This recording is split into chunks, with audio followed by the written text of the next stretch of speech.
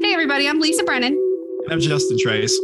Welcome to Crime of the Arts, a true crime podcast that peeks behind the curtain to shine a light on the dark and untold truths of the creative arts.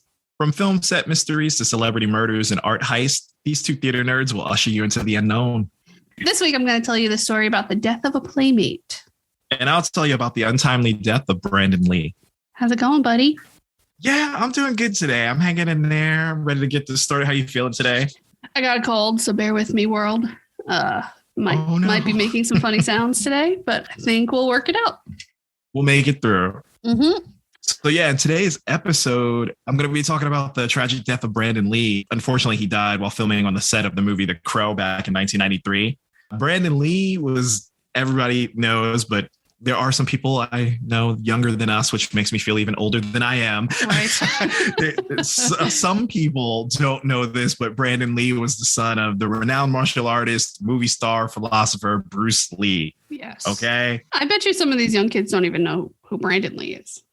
Oh, they definitely don't. Yeah. I remember a few years ago, actually, my previous office job, I was saying something about, it's like the anniversary of The Crow. And my coworker, who was only at the time maybe like 5 to 6 years younger than me, he's like, what's The Crow? I'm like, I'm not mad that you don't know what The Crow is, but I'm not even mad that you don't know what The Crow is. I'm more just shocked. I'm like, Brandon Lee, do you know who he is? They're like, what? I'm like, Bruce Lee's son. And they're like, Bruce Lee had that one movie, right? And I'm like,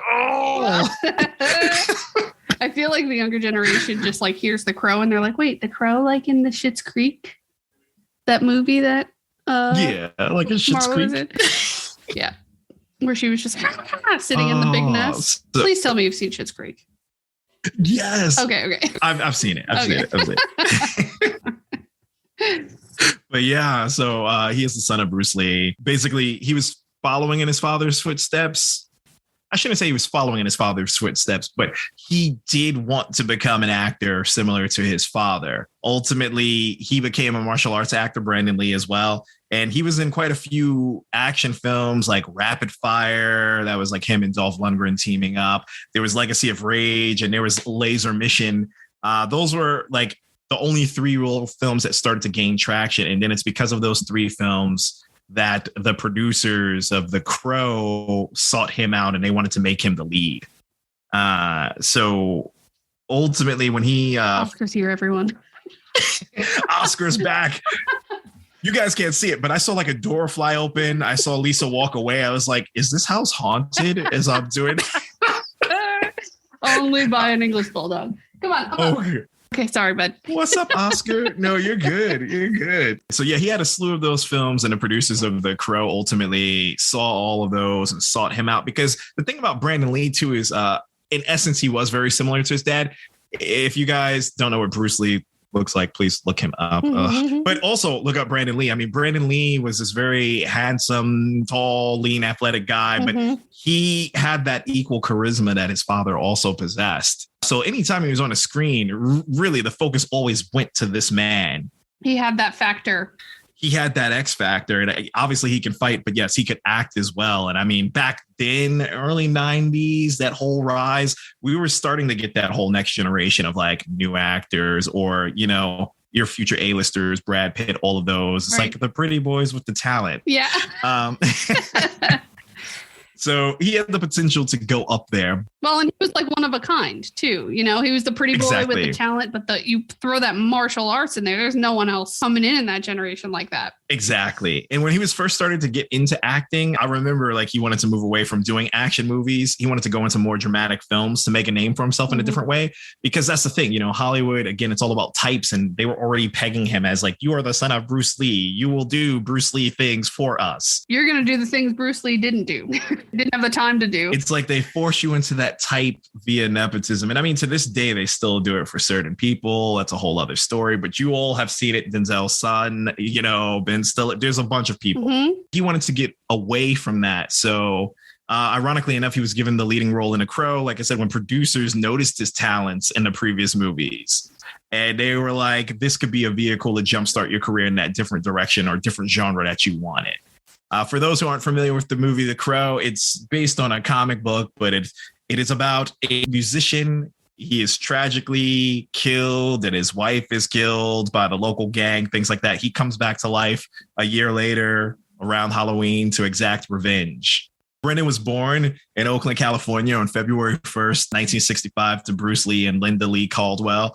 And at the very young age, Brandon had already began practicing martial arts under the tutelage of his father, who had opened up a martial arts school in Seattle at the time. And quite a few famous people actually studied under Bruce Lee. I mean, Kareem Abdul-Jabbar. Wow. Yeah.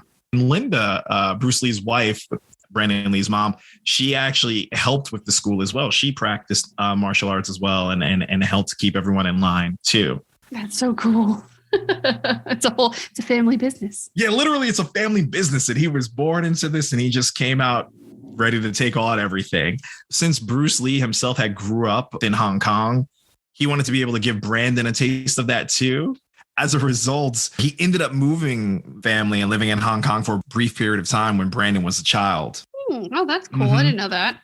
What a cool experience. And Brandon was the oldest of his kids, because then he also had Shannon Lee. She was like a couple years younger. And, you know, she's the surviving family member of basically the Lee dynasty now, because the wife passed away quite a few years ago. So she's been preserving the legacy of not just Bruce Lee, but also her brother. While they were living back and forth between Hong Kong and the US, Brandon started to gain interest in acting by watching his dad perform on the set of various movies. And his exposure to all of the acting and martial arts at a young age, it inspired him to pursue a similar career path once he became older. Unfortunately, you know, Bruce abruptly passed away at the young age of 32 due to a cerebral edema. 32. Bruce Lee had accomplished so much in his life. Wow. Yeah, he died days before Enter the Dragon, which truly set his U.S. stardom to the stratosphere. He died before he could even see a premiere. Brandon was only 8 years old when his father died. But strangely enough, you know, his father had also died while shooting a movie, basically like Brandon eventually did. Just different circumstances. Well, and 32 years old is so young. I mean, it's younger than us.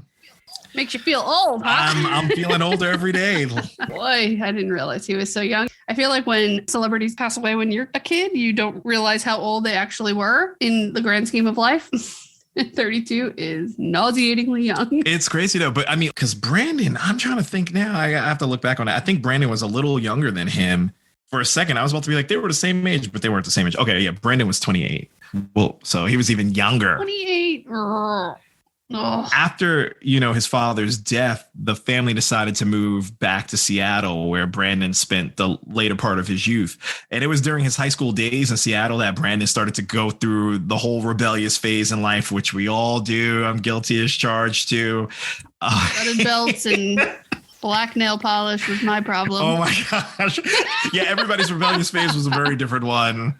I feel like I was just grumpy all the time. No, you didn't wear studded belts, Justin? I wasn't with the studded belts. You didn't wear t-shirts that said "I bite back" on it? Because I did.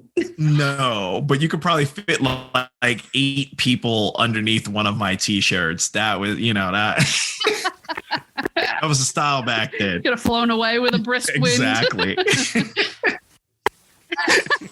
I'm just picturing young Justin. I'm like, oh man, he was a hot mess. For people who don't know Justin, he is very tall and skinny. Tall, skinny dude. He was even skinnier when he was a teenager. Yes, I was a stick, so wearing a shirt. Yeah. But yeah, he went through his rebellious phase, and he actually ended up dropping out of high school and moving back to Hong Kong, where he shot his first movie. Like Brandon Lee was just like, screw this. I don't need high school. What is high school going to do for him? I mean, honestly, at that point, it's like, my dad was Bruce Lee. I don't know. I can't blame him. Can't blame him for dropping out. I get it. It was like, yeah, I mean, it's not really going to do much for you. Yeah. It's just a waste of time. So when he ended up in Hong Kong, he went back to shoot his first movie. It was called Legacy of Rage. And then the same year that he shot that movie, he also appeared in his first television movie in the US, which I don't even know. Do we still do TV movies? Is that a thing? Hallmark. I'm pretty sure Hallmark is the only network that still makes TV movies. That's crazy. Yeah, because back in the day, I mean, TV movies were like a dime a dozen. It's like any sort of hit TV show had a damn TV movie. You could be off the air. The show could be off the air for like 20 years and it would still continue to make TV movies. That's what happened with him. He ended up, he appeared in his first TV movie, which was Kung Fu the Movie. And for those of you that aren't familiar, Kung Fu in the 70s was an original TV show that focuses within the 1800s and the railroad and the Chinese workers. And one man that's traveling is trying to rebel against it. Bruce Lee allegedly pitched that story to the studios, and they were like, we'll get back to you on it. But ultimately, they pretty much took that idea, cast a white man, David Carradine, to play the part that Bruce Lee basically wrote for himself. Oh, whitewashing. Imagine that. Oh, yeah, imagine that. I mean, back then, they did not want to take a chance on a nation lead. Whole other story. But yeah, so his son ultimately appeared in the Kung Fu TV movie.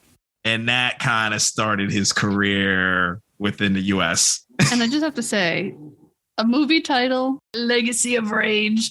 What a sick title.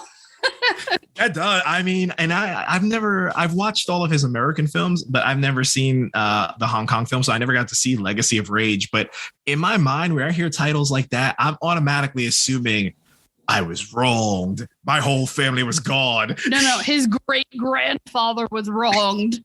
So then the grandfather and the father and the legacy of Let's the rage. take a look at this right now. I'm actually going to look this up real quick. I need a premise because I'm personally thinking his whole family was wiped out and he now has to deal with the weight of his family's murder and get vindicated. I'm gonna look this up. We're going to see. Legacy. Watch us be way off. It could be like a love story and it's just titled incorrectly. Let's see. Legacy of Rage. And I found it. Brandon Ma is an average Joe, but his best friend Michael is a sinister drug dealer with a crush on Brandon's girlfriend May. Damn. When Michael murders a dirty cop and frames his friend, sending him to jail, Brandon returns for vengeance. Okay, so we were way weren't off anywhere the near fucking it. mark on that. But I tell you what, I'm gonna go find that movie now and I'm gonna watch that because that sounds like some good old fashioned 80s B grade vengeance action film. That's so funny. That's not what I expected at all. And it's one thing to go into the whole, oh, your best friend's part of like, a drug organization. Cause I'm thinking like, oh, okay, ultimately their roads merge and he's trying to get out of it. But no, it's like, you want to steal my girlfriend? You framed me? You put me in jail? Okay. And they have the whitest names. What is Mike and May doing in a Hong Kong movie? I don't know. And the picture of this, wow, yeah, I'm looking at the poster of this too. Like, oh yeah, it looks like a delivery man or a police officer in London, a Bobby. Yeah. Again, good looking guy, but it almost looks like he's an art student fighting for his life. I don't know, but. So yeah, because of his father's reputation and legacy, he was very adamant. He did not want to act in any kung fu or action movies, and he wanted to pursue roles that was more dramatic. He was hoping that by participating in more of those blockbuster movies that were similar to his father's, that he would be able to gain enough recognition and traction to transition to different kinds of roles in the future. And honestly, that's a smart business move. It's kind of like everyone's looking at you for this one thing. So just take up all those roles that you can and then flip the switch. I respect that. Yeah, it's a difficult move to make. Once you get cast in something as specific as kung fu, then how do you become the heartthrob? It's hard. Or even, like how do you transition to something more dramatic too? Like even if you don't want to be the heartthrob, but to go from like just being the action guy, what they're prepping you to now you want to be like meaty characters. Yeah. So that was a good move. And I mean, I guess it paid off. Because after appearing in all of those movies, the producers of The Crow, they took notice. They're like, Brandon Lee, he's doing a lot of work. We think he has the potential to take something on heavier. Let's approach him about The Crow, which is what he wanted all along. I mean, that's what Brandon Lee wanted. He finally got to that goal. And this movie, this was a vehicle to truly set him up on a whole other level within Hollywood. This movie, The Crow, for those that don't know much about the history of it, when you're filming movies, you're filming out of order and everything's getting pieced together. This film was, I believe they said 85 to 90% already completed by the time of the incident with him. And then what do? You're like, I got 10 to 20% left. What do you do without the main character? They literally filmed virtually everything except the beginning scene, which is what they're filming when the incident happens. On May 31st of 1993, Brandon and his castmates were in the process of filming a scene for The Crow where Brandon was supposed to get shot by some thugs as he was walking through the doorway of his home. It was the flashback to show how he got killed. A fellow actor from the movie that was performing in a scene with him, Michael Massey, he was instructed to fire the 44 Magnum revolver at Brandon after he had flipped the light switch as he was walking into the room. Now, the props team had specifically crafted the gun to fire off blanks. However, the gun was actually loaded with dummy bullets from a previous scene. Nobody on the crew was aware of the fact that the fake bullets had been lodged in the gun prior to shooting the scene. This is the thing. And I even talking about this now, I know as people are going to listen to this, you're going to think about the whole Alec Baldwin incident, the Rust set. That was tragic. And I mean, that whole thing is just a really fucked up scenario. The situation of the guns, though, very different. This gun was already supposed to be checked. This gun was already used for a previous scene. Apparently, it was not co-checked again for everyone else. No one even realized the weight difference, any of it. All the dummy bullets were in there. It's just frustrating. What are they using dummy bullets for? Exactly. Look, I mean, you say that it's different with Rust, but I feel like Rust also, there were corners cut. There were things that were not checked. They were using real bullets. Yeah, there shouldn't have ever been real bullets in that gun to begin with. So I'd love to know what they use dummy bullets for. Is it like to hit a target so that thing explodes? Like, because this is what, 93? Yeah, 93. Sometimes it's used to hit particular targets or things of that nature because you have to create the bullet hole effect or you just have to create the dent damage. From there, they can do whatever. But, initially, according to Michael Massey and also other reports in regards to it, the way this scene was supposed to be filmed, it wasn't even supposed to have anyone holding that gun and technically shooting directly at him.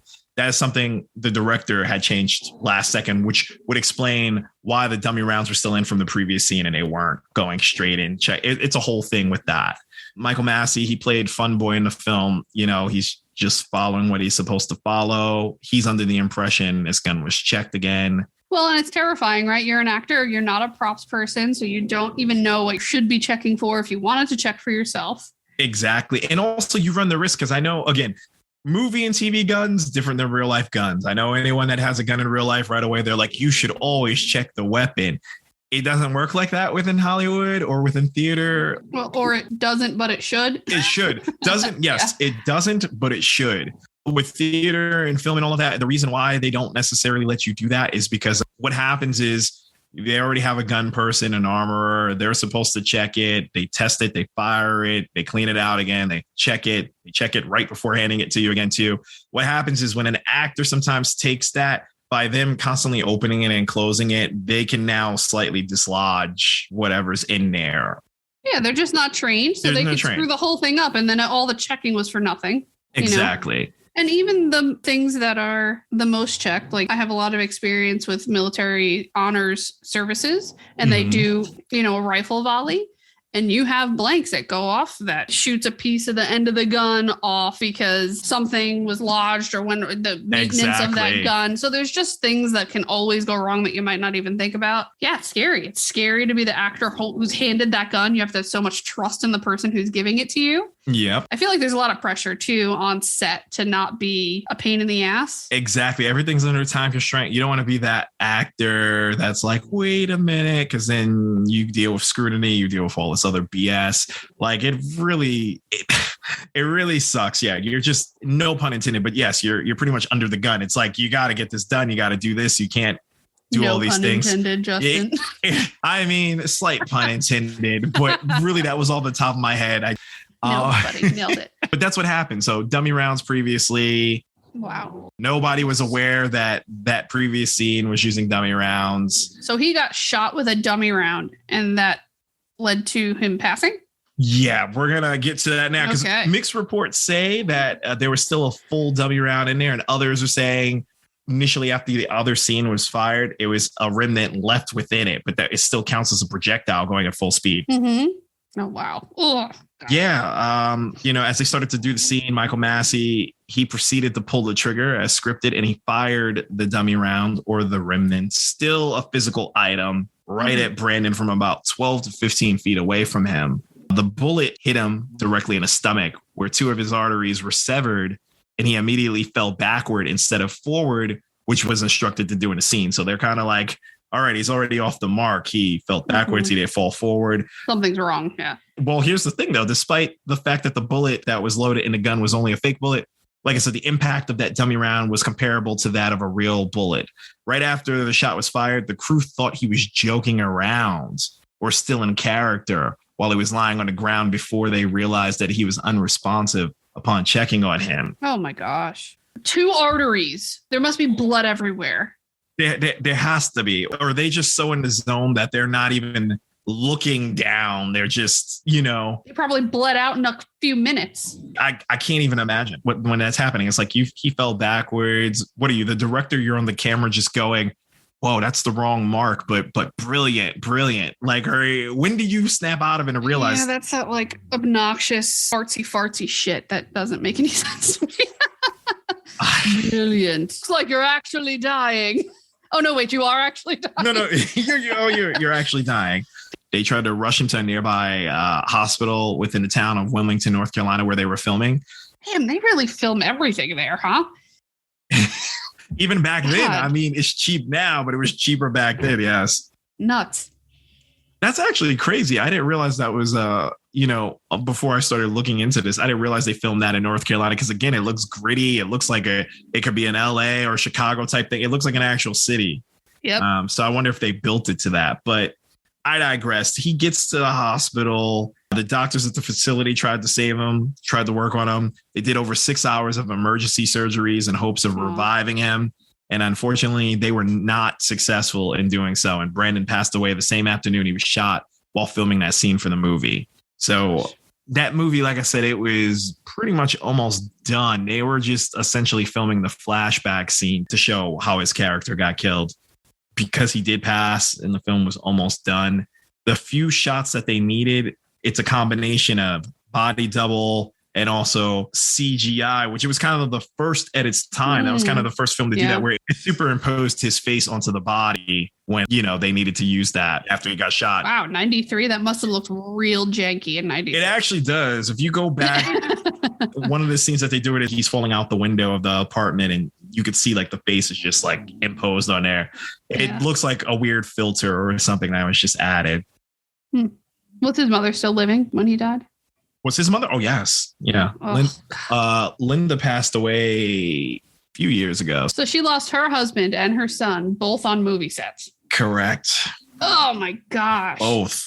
His death by shooting was ruled an accident resulting from negligence, and they determined that there was no foul play involved in his death. I have to say, though, Michael Massey, it was an accident, but still, you never recover from that. You never get over that. Not at all. He took a year off from acting. He eventually came back to acting. He's had some roles that people might be familiar with. He was a villain in the show 24. He was villain for a couple seasons in Rizzoli and Isles. He's done other things. He himself has never watched the movie Crow. How could you? And it wasn't until around 2005 when he actually started publicly doing interviews. If you want to check out one of his interviews on YouTube, they have extra archives. And they have the 2005 interview where he finally spoke up about it. And I mean, listen, not a day went by where he did not blame himself for Brandon's death. You were literally the hand on the gun, but it wasn't your intention. Right. It's horrible. It wasn't his intention, but it's unfortunately something you can never get over. You could tell the way he talks about it, the sincerity, the guilt.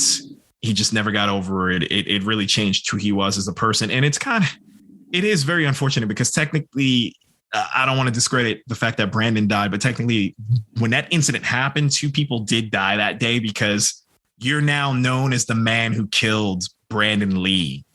That is your whole legacy. And there's no escaping it. There's no coming back from it. Even when Michael Massey died a few years ago through stomach cancer, it wasn't Michael Massey, the actor, passed away. It was Michael Massey, the man who killed Brandon Lee. That's rough. He was in a lot of movies. He was in 7. He was in in 7. Spider-Man. Yep. Corky Romano. He was in a lot of things, and he kind of just stayed under the radar and played particular characters or villains. I mean, looking at the pictures of him, he isn't really ringing a bell for me, but maybe these are just older pictures. Who did he play in this Amazing Spider-Man? I think the character was called the Gentleman. Wasn't he like working at the lab at the Oscorp? Because they credit him for both films, but he was only in that briefly. But in 24, he was like in a whole season. And Rizzoli and Isles, he was in like 2 seasons as their villain, as their killer. Isles. I watched that show. Oh, is he? Oh, yep. Oh, is he Isles' dad? No. They said he was a killer. I mean, I don't watch Rizzoli and Isles. Isles' dad was a killer. Oh, then I guess it is. Rizzoli and Isles. Hold on. We're taking a look at that right now. Okay. Yep. In 93, Massey portrayed a character, Fun Boy. It's the very first line, starring Brandon Lee. And he's the one who fired the shot that killed Lee. The first line in his career paragraph. The first line. This man has been having to live with that his whole life up until his death. And even when he passed, that is now his legacy. It's just a shame. But going back to Brandon, they ended up burying him right next to his dad in Seattle. If you ever end up in Seattle, one of the tourist attractions is the particular cemetery where they were buried at. And literally both graves are right next to each other. Thousands of people go to them each year. They're very decorative tombstones made of ivory. It has their names, but it's also in Chinese as well. It's like gold engraving. Brandon Lee was so cute. Like I said, he was very handsome. He was a very handsome dude, and he was very, very charismatic. And it's like the few films he got to do before The Crow, they were like B-grade movies at best. But yeah, you kept watching because you're like, damn, this guy has got something. This guy's got that X factor. Yeah. But again, his life was cut so short at 28. And The Crow went on to be a critical success. I mean, comic book films were a taboo thing back then, and this was a rated R one too. So like Hollywood really took a fucking gamble. Rated R. And it's almost become like a cult classic. Exactly. It is a cult classic now too. And it's just too much tragedy around it. The story itself of what the movie's about and now what happened to him on set, it's just wild. Mm-hmm. His funeral, it was Lakeview Cemetery that it was driving me crazy. It's in Seattle, Washington. But they held a private funeral in his name that was attended by, several celebrities like David Carradine, who was the original guy from Kung Fu, Steven Seagal, David Hasselhoff. But before his death, he was supposed to marry his fiance, Eliza Hutton. I can't even imagine, how she was able to deal with that. The film was already practically done. He's just filming 1.5 scenes, and was supposed to be on his way. It's in the months following his death, his mother had decided to pursue legal action against the filmmakers of The Crow for negligence, which that was eventually settled on undisclosed terms out of court. I'm sure the studio accepted the fault on that, and there's no way to escape it. Yeah. What are you gonna say? Yeah. What can you say? And the thing is too, like, the evidence is there. You filmed it. Oh yeah, so, it's undeniable at this point. No amount can replace him, but I hope it was a substantial amount, which his mom ended up using for like Bruce Lee Foundation, Brandon Lee Foundation, things like that. Now, contrary to popular belief, the fatal scene that they shot leading up to his death, it was not used when the movie was released the following year. Like, that kind of became like a old man's tale or whatever you want to call folklore, it. Yeah, folklore. It's one of those things. Everyone's like, go see the movie The Crow. Like, even I remember as a kid, people was like, in the movie The Crow, Bruce Lee's son, you could see him die. And I'm like, I don't think that's that would be fucking terrible. Yeah, I'm like, I don't think that's what happened. But what do I know? I'm just like at first fucking grade. I don't really know. I'm 7. I know nothing. But so many people kept speculating that is not true. They ended up finishing the remainder of the movie, like I said, with the body double for that scene and a half and superimposed face with CGI technology. Michael Massey, he's spoken multiple times that he would never be able to get over those events. And, the film went on to become a cult classic, despite the controversy surrounding the shooting. And they even included a special dedication for Brandon in the post-movie credits. In the wake of his death, there were several different conspiracy theories circulating around regarding the circumstances surrounding his death. One theory claims that his death, along with his father's death, was orchestrated by the Chinese mafia who had rigged the props before the shooting to kill him. That was one of the main theories. And that kind of stems back to Bruce Lee's death because the speculation was he didn't die from a cerebral edema or whatever they say it was. People speculated it was the Chinese mafia back then / potentially the government because he was a well-known martial artist and a philosopher, philanthropist, all of this, things like that. They didn't approve of him teaching the martial arts over within America. And that became a whole thing. And then that's why he started to try to create his own, which was Jeet Kune Do. That had always been like speculated, like this was their way of getting at him, blah, blah, blah. Somehow down the line, now with the Crow incident, people speculate that same theory that it's got to be the Chinese mafia. Not to be confused with the Yakuza, because I know some people are going to go, Chinese mafia is Yakuza. No, Yakuza is Japanese. We're talking Chinese. I was going to say, I definitely learned something in Fast and the Furious. Yeah. Before anyone listens to this, it is like, actually, don't actually us. Different country. Get it straight. Yeah. Another theory claimed that there was a curse put on the Lee family, eerily similar circumstances surrounding the deaths of both Bruce and Brandon while they were shooting a movie around the same age. That one I've definitely heard. Well, yeah, I'm sure you heard it because you know why. Oh, also, neither of those theories have been confirmed. But the reason why you probably heard that one is, remember that semi-terrible Bruce Lee biopic movie they made back in the early 90s? And I forgot the name of it, but it shows the rise of Bruce Lee and how he had to endure everything to become a top martial artist and a film star. In that movie, he kept getting headaches. And when he would go to sleep, he would randomly dream where he's like fighting a vengeful spirit. He's like, my father told me because I'm going against our ways, we'd have to fight a spirit. And then at the end of that movie, they're like, at the age of whatever, he died of the cerebral edema. But one of the final shots before that is like him in this final battle with that demon. So, interesting. So I'm like, this kind of sounds like a cool movie. The saddest thing, though, about the entire ordeal is that, again, the movie itself was set up to be Brandon Lee's breakthrough role where he would have been able to start moving away from being just an action star, just like he always wanted. And producers in the industry were clearly grooming him to become a big movie star. And who knows what sort of roles he would have been able to land in the future had it not been for his tragic death on the set of The Crow. Some people always talk about Matrix and things like that. Keanu got the role because several other people turned it down, but people always look to that film, and there's a few other films where everyone's always going, that could have been Brandon Lee right there. That could have been Brandon Lee. Would have been a very different film. Yeah. Yes, it would have. Because he was worried about living in his father's shadow his entire life. He wanted to branch out and venture into different genre of movies outside of Kung Fu and action films.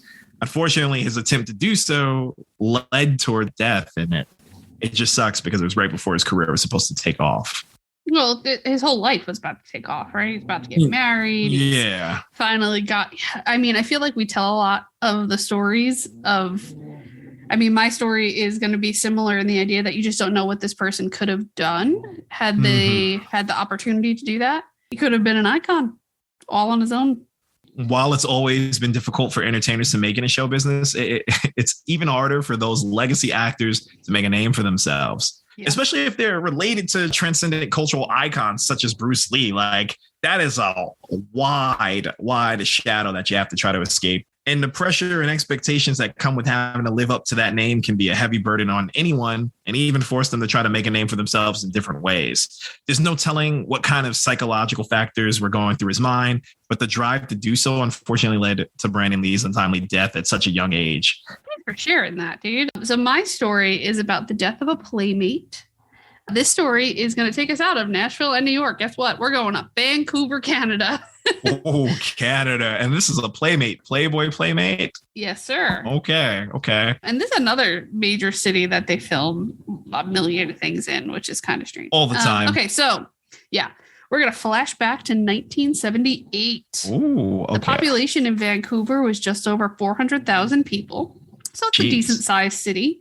Now there's well over 2 million people living there. But at the time, Vancouver was and is one of the most livable cities, but it's also one of the most expensive cities in Canada and the world. Oh, yeah, definitely. Have you ever been to Vancouver? Yes, I have. It's pretty pricey, but again, beautiful place. If you're someone like me who doesn't like winter to go anything below 0, then don't go wintertime. Not That's all for I you, have to say. Yeah, not for me.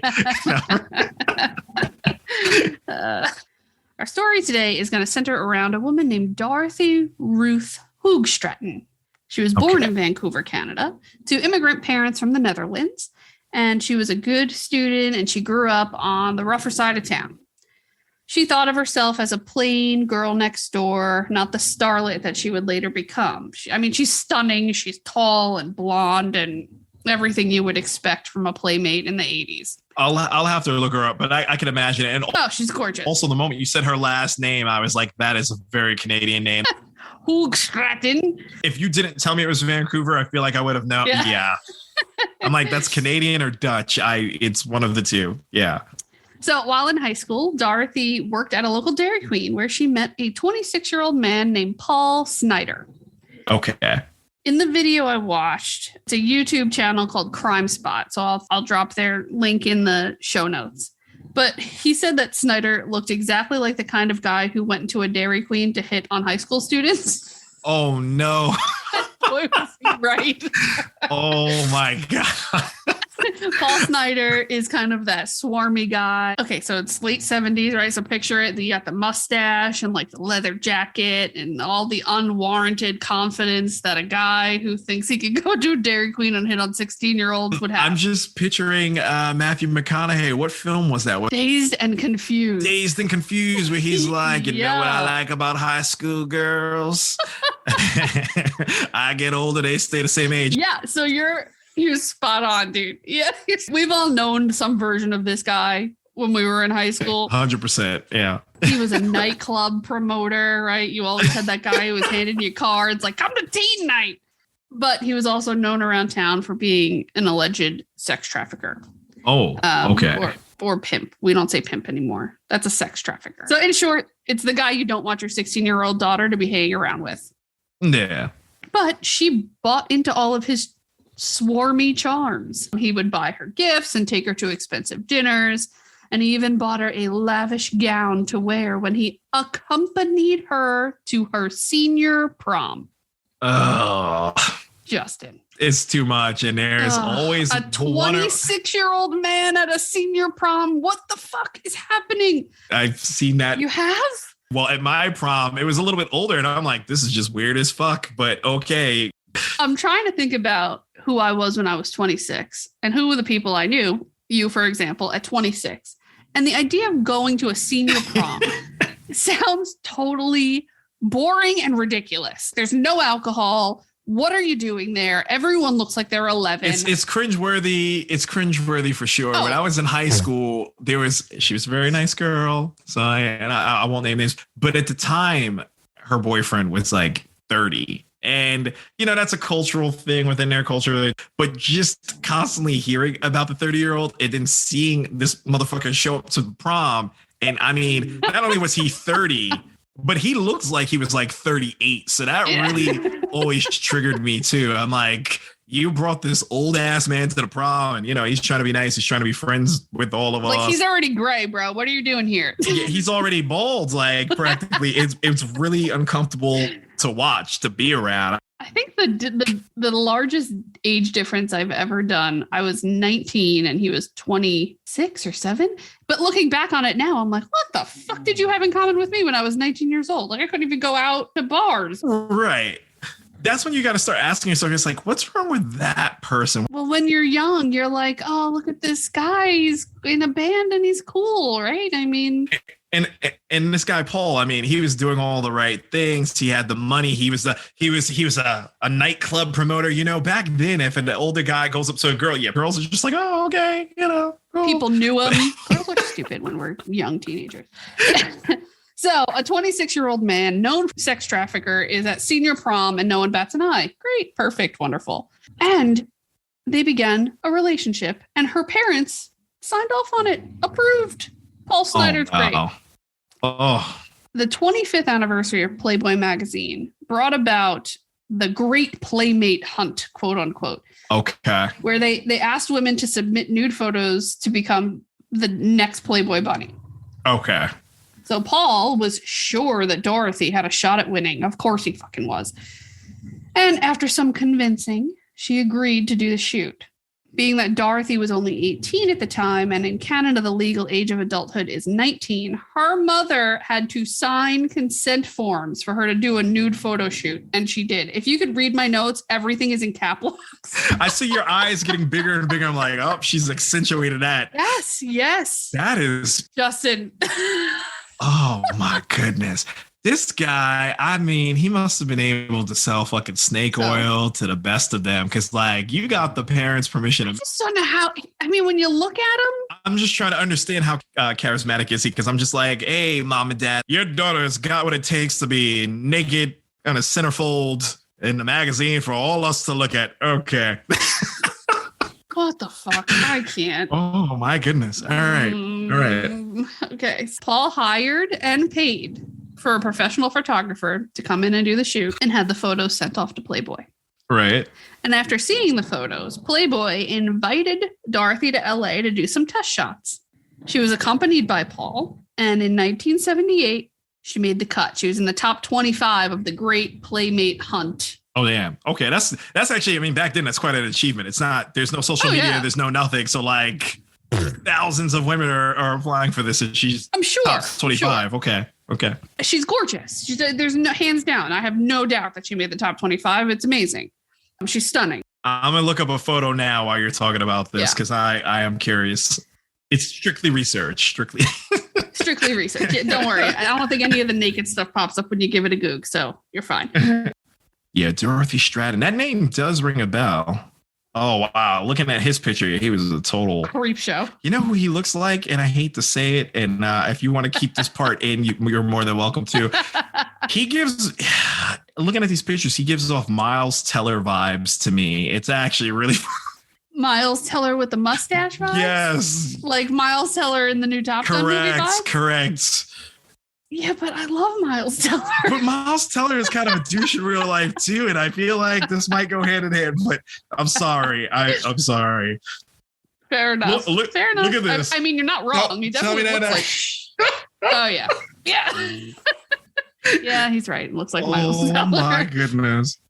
I mean, nobody pulls off a mustache. I don't think just a straight off mustache. I tried it once for a short film, and it looked exactly what I was supposed to be. It looked like a cop. Everyone kept saying I had a cop stash, so I was so grateful to get rid of that mustache. And she's very beautiful. I'm looking at her now on the video. Yeah. So she was working at the Playboy Mansion in all the ways that you would think, like the glamorous parties and the bunnies walking around in their little outfits. And she kind of went through some culture shock going from small town girl working at the Dairy Queen to the lavish life of a bunny at the Playboy Mansion. Right. So Paul eventually moved down there to be with her, and soon they were engaged.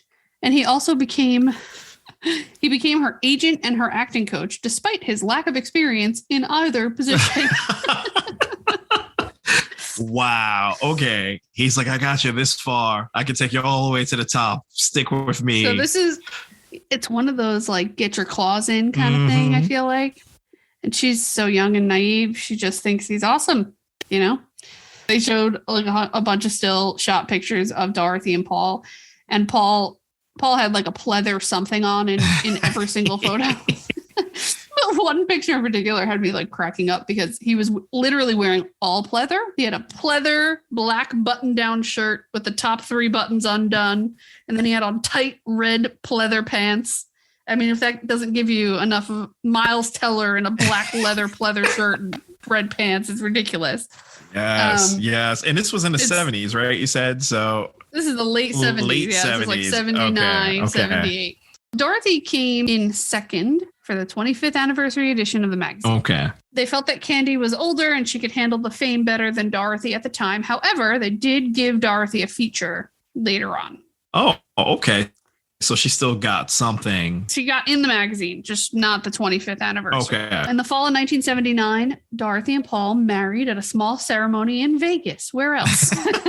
I expected nothing less. I have to be honest with you.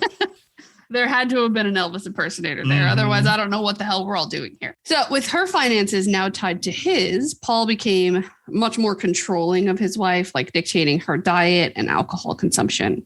Lovely. So he told her she should sleep with the prominent men who came to the Playboy Mansion to further her career. Yeah, and that gave Dorothy pause. She began to question Paul's intentions. Like, who gets married and then your husband's like, go sleep with other people?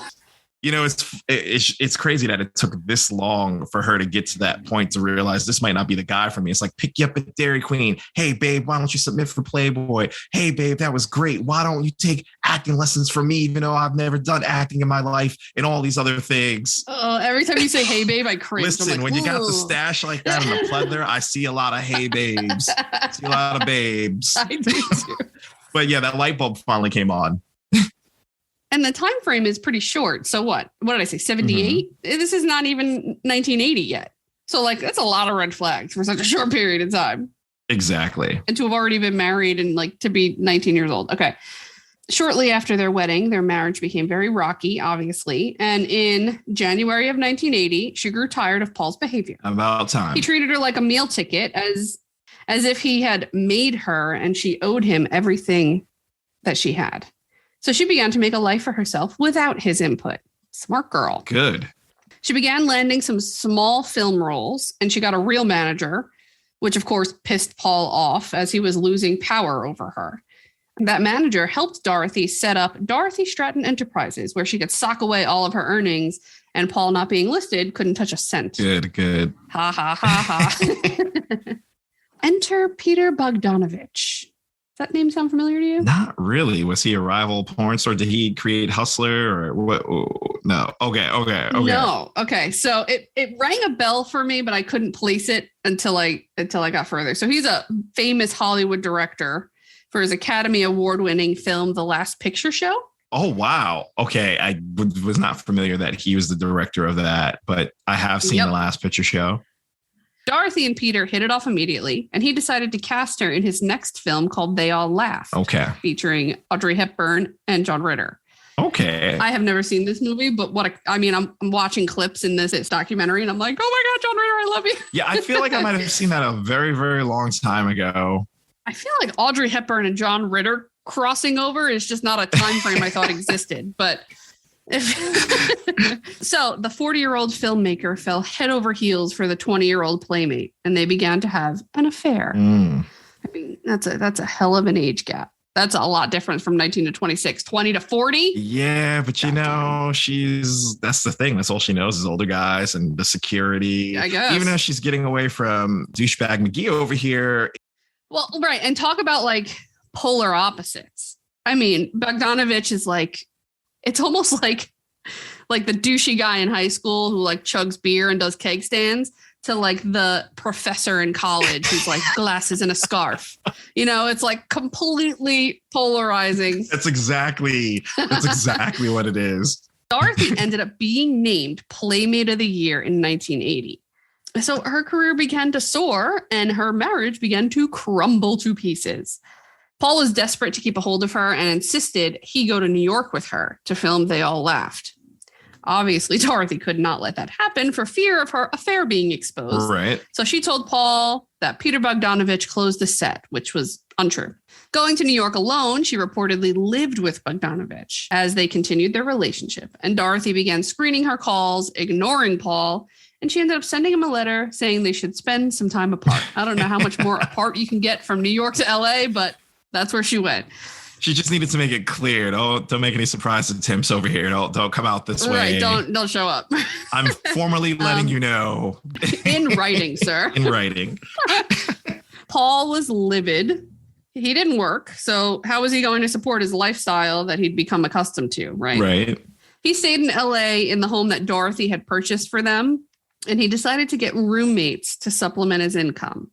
And he couldn't risk losing her. And it's not out of his love for her, but his need to own her and use her money. Right. So Paul threatened to follow Dorothy on her Playmate of the Year tour, whether she liked it or not.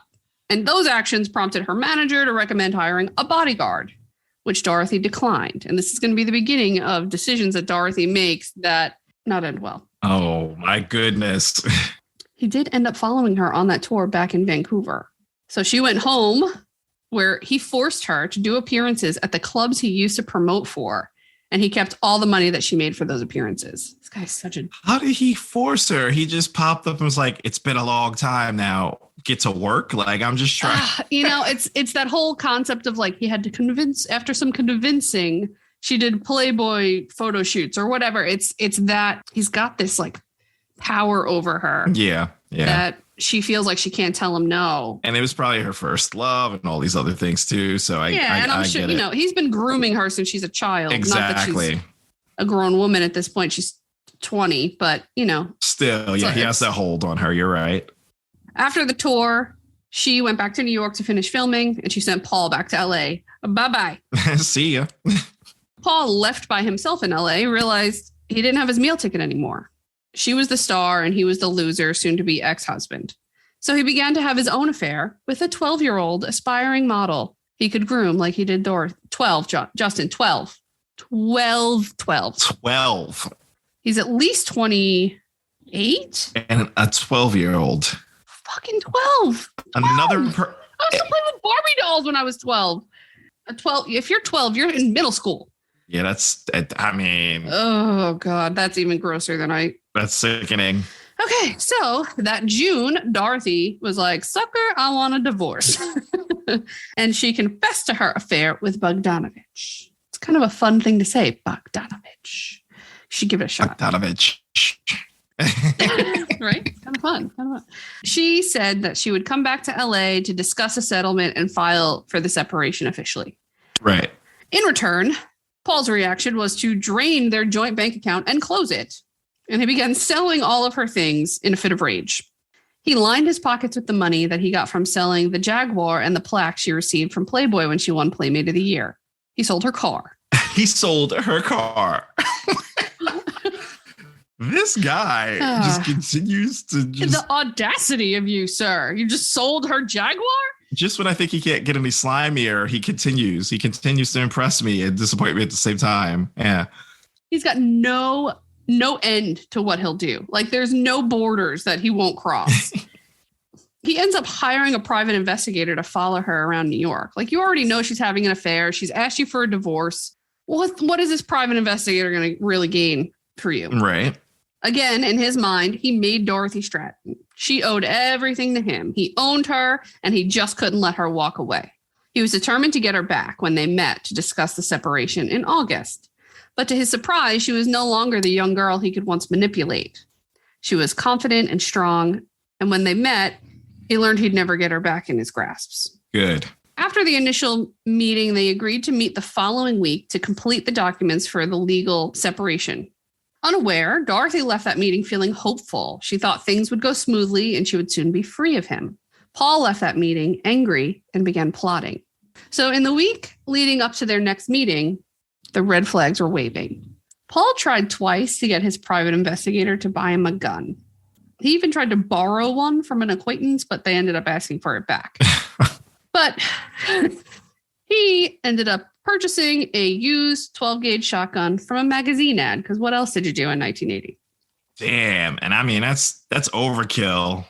I mean, he's very serious, right? Yeah, he's like, I'm getting a gun. He called his private investigator like, hey, man, do you think you can help me out?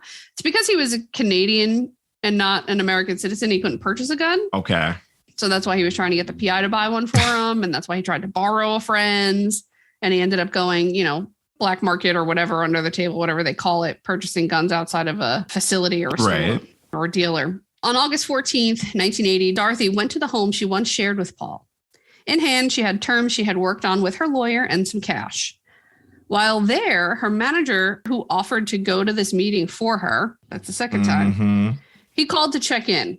He said that they had a code word she would use to signal that everything was all right. I mean, already, if you need to have a code word, you probably shouldn't be here alone. That would be the last time anyone spoke with her besides Paul. Oh, damn. Okay.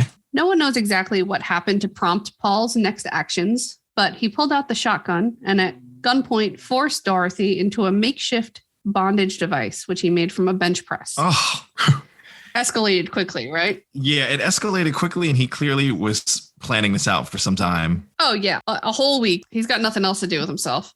He repeatedly sexually assaulted Dorothy before he put the gun to her head and he shot her. Oh, my goodness. Dorothy Stratton died instantly at just 20 years old.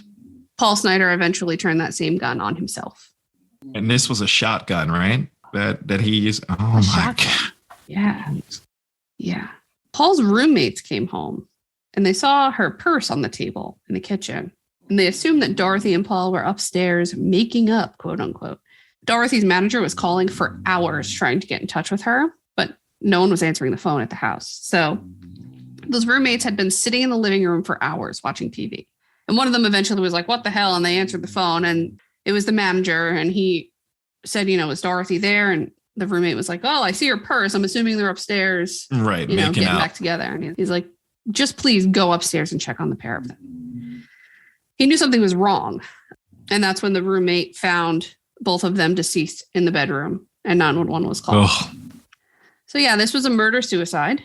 There have been quite a few movies made telling Dorothy's story, such as Death of a Centerfold, starring Jamie Lee Curtis. I actually, when I was on my Fire Stick and I was putting in Dorothy Stratton, this movie came up and I watched the first few minutes of it. And it is, Jamie Lee Curtis looks beautiful, but she's so young. And I was like, what? This isn't a documentary. This is a movie. Yeah. Songs have been written to pay tribute to Dorothy, like Bryan Adams' The Best Is Yet to Come, and Red Hot Chili Peppers' Californication. Whoa, time out. These are two very well-known songs. The Best Is Yet to Come and Californication. I did not know that she inspired either of those songs. Neither did I, but if you listen to them now, knowing the story, you're going to be like, oh, shit. Yeah. That's crazy. Bogdanovich wrote a book about his relationship with Stratton. And in the book, he blamed Playboy and Hugh Hefner for perpetuating the concept that women are things to be owned. I mean, I don't disagree. But Hugh rebutted that and threw out his own accusations that Peter Bogdanovich began sleeping with Dorothy's then 13-year-old sister, Louise. Oh. Bogdanovich denied those claims, and the Hoog Stratton family even filed a lawsuit against Hefner. But in 1988, Louise and Peter got fucking married. Stop. Hold on. So he was the one that was into the 12, 13-year-old at first, or they both were the 12? No. Okay, that just messed me up. Okay, for a second I lost track. So let me line you back up. Yeah, line me back up, please. Bogdanovich is the school teacher, director. The guy who was dating the 12-year-old model was her husband, Paul Snider. Paul Snider started with the 12-year-old. So we have two grossly disgusting grown-ass men dating tweens. But now the professor, you said he was dating her younger sister? Dating her younger sister, Louise Hoog Stratton. Oh my God. And Louise Hoog Stratton was 13 years old when the allegations came out. And the family allowed this? Oh, yeah. Yeah, because the family is apparently, they don't give one fuck about anything. I see that. And in 88, they got married. Louise Hoog Stratton, Dorothy's little sister, and Peter Bogdanovich got married when she was 18 years old. Wow. And they claimed that nothing happened until after she was 18 years old. That is bullshit. It's bullshit. It's fucking bullshit.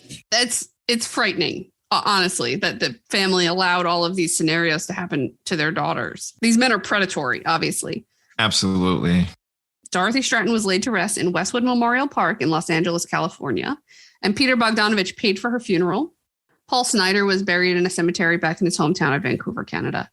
I was like, they didn't bury them together, right? Because that would be horrible. I hope they did. I was wondering, she's not trapped there with him. Yeah, I added the YouTube video, I think, into the notes, but there's a guy who, I guess, goes to cemeteries for like scenarios like this. And I saw Paul Snider's grave. Like he's in the cemetery telling the story. Yeah, I appreciate little tidbits like that.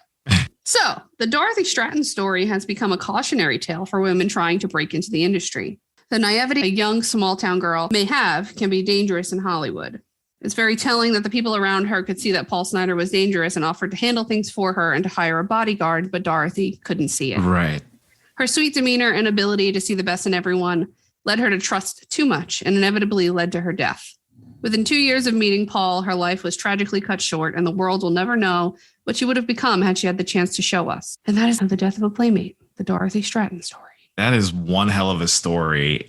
Yeah, it's just tragic that, again, he had such a hold, but he had been grooming her the whole time. You know, she didn't think a bodyguard was necessary. And it's kind of crazy, too, because okay, in that regard, you might think he's harmless, but you're now Playmate of the Year. You should be worried about other random men seeing you on the street or potentially trying to do something or you being harassed. Like, even then, you still should have considered the bodyguard. Right, right. Yeah, I mean, it's the thing that I find so jarring is the time frame, right? It's like maybe 2 or 3 years. And her life was like a major roller coaster for those 2 or 3 years. I always try to put myself in the shoes of the people who we're telling these stories of and their age, because I feel like that really plays a lot into their decision making. Exactly. She was still very young. Yeah, really young and really naive. Sounds like an insult, but it's not. You just don't have the experience to be cynical just yet. Right. You know, when you look back at the history of the creative arts, it takes a lot of darkness to create the light the arts bring to the world. Thanks for joining us this week. And if you enjoyed our conversation, please subscribe wherever you listen to podcasts and go over to Apple Podcasts to rate and review.